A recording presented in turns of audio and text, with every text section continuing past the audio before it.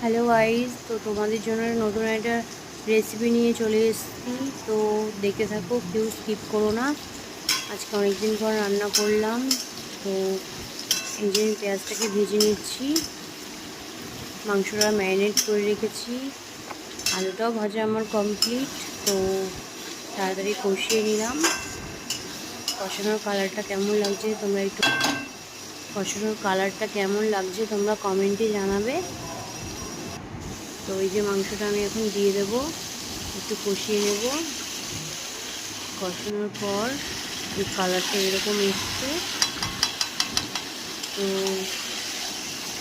রান্না অবশ্য করা হয় না বেশি, বাট আজকে একটু মনটা ভালো লাগলো, তাই জন্যই ভাবলাম যে একটু রান্না করি। মাঝে মাঝে একটু রান্না করতে হয়, বাট আমাদের তো রান্না করা হয় না। এই যে চিকেনটার কালারটা জাস্ট অসাধারণ এসছে।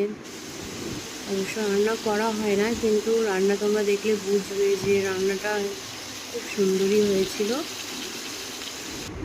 তো এই যে আমার কষানোটা অলমোস্ট কমপ্লিট। কে কষানো মাংস খেতে যার যার ভালো লাগে সবাই আমাকে কমেন্ট বক্সে জানাবে। তো নেক্সট টাইম তোমাদের জন্য অবশ্যই তুলে রাখা হবে। কালারটা কেমন এসছে তোমরা তো সবাই এই যে কমেন্টে আমার জানাবে। চিকেন রান্না তো রান্না কষানো তো করা অলমোস্ট হয় না, ডান। তো আজকে ভাবলাম যে একটু রান্না করি। তো তো দেখো তোমরা কালারটা কেমন এসছে, তো সবাই তোমরা সবাই কমেন্টে জানাবে। কে বলছো কেমন আছো সবাই। রাখি পূর্ণিমার তো দিন আজকে তো আজকে, বাট আমি ভাইফোঁটা, তো রাখি ভাইফোঁটা তো দিতে পরাইনি আমার পারবো না, ভাইদের। মনটা খুবই খারাপ। নেক্সট ইয়ারে পরাবো। তাই জন্য তো মনটাও খুব কি খারাপ, করবো, বছরের রাখি ভাইদের পরাতে পারিনি। এই ঝোলটা দিয়ে দিয়েছি। আর এই যে চিকেনটা লেগ পিসটা দেখো কেমন লাগলো, কমেন্টে সবাই জানাবে। Thank you.